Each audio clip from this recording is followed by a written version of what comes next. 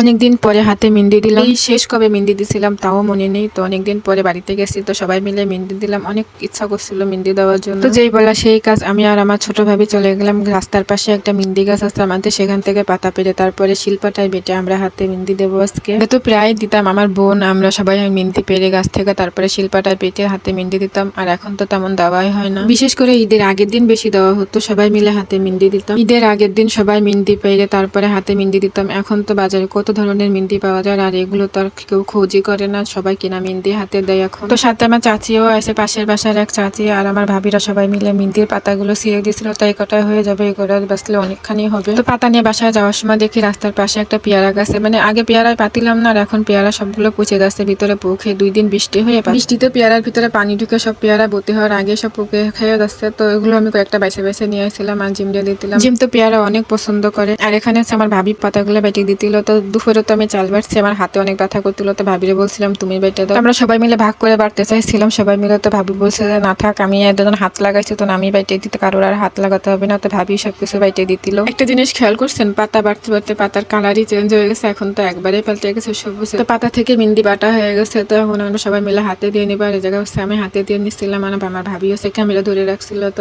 Cameraman তো লাগে একজন হাতে দিতে গেলে, জানি না কতক্ষণ রাখতে পারবে হাতে দিয়ে, যেহেতু ছোট বাচ্চা আছে, ও যদি আবার সব উঠাই ফেলায় ভয় পাচ্ছিল। তো আমার তো আর রান্না বান্না কোনো তার ঝামেলা নেই, তো আমি দিয়েও অনেকক্ষণ রাখতে পারবো, শুধু জিমকে নিয়ে রাখা। তো বাড়িতে অনেক বাচ্চা আছে, তো জিম খেলা করবে। ছোট থাকতে তো এর থেকে ভালো করে মেহেন্দি দিতাম, অনেক সুন্দর করে সাজাতাম, আর এখন তো সেগুলো একদমই ভালো লাগে না। তো নর্মাল যেভাবে দিই আমরা এভাবেই দিয়ে নিলাম। আর এদিকে আমার ছোট ভাবি হাতে মেহেন্দি দিচ্ছিল, আর আমার ছোট বোন আর জিমের হাতেও একটু মেহেন্দি দিয়ে দিছিল, যেহেতু ছেলেদের হাতে তেমন মেহেন্দি দেওয়া যায় না, তো কান্না করছিল, তো ওর হাতে একটু দিয়ে দিচ্ছিল। তো আমার হাতের মেহেন্দি অনেক রাত হয়ে গেছে শুকাইতে শুকাইতে, আমার ভাবিরা তো অনেক আগেই উঠাই ফেলেছে, তখন তাদের সংসারে কাজ আছে, আর আমার তো কোনো কাজ নেই, তো আমি হাতে দিয়ে রাখছিলাম। তখন হচ্ছে মেহেন্দিগুলো উঠাই নিবো, এখনো ভালোভাবে শুকাই নাই, তারপরে উঠাই নিবো, অনেকক্ষণ হয়ে গেছে। মেহেন্দি উঠানোর পরে আমার হাতের অবস্থা দেখেন একবারে কুচকায় গেছে, এই জন্যই রং হয় না বলে এমন হয়। হাতের এই অবস্থা দেখে তো আমার খুব খারাপ লাগছিল, এত সময় ধরে রাখছে তারপরেও ভালো করে লাল হয় না, কেমন জানি একটা হয়েছে ফ্যাকাশে মতন, একটু ভালো লাগছে না। পরে রাতের বেলা আমি আবারও হাতের মেহেন্দি দিছিলাম, 3বার দিছিলাম মোট আমি, তারপরে আমার হাতে সুন্দর মতন রং হয়েছিল। যাদের হাতে নাকি এমন কুচকায় যায় তাদের বলে নাকি রং হয় না, 2-3 বার দেওয়ার লাগে তারপরে এমন সুন্দর রং আসে। কিন্তু হাতের রংটা খুবই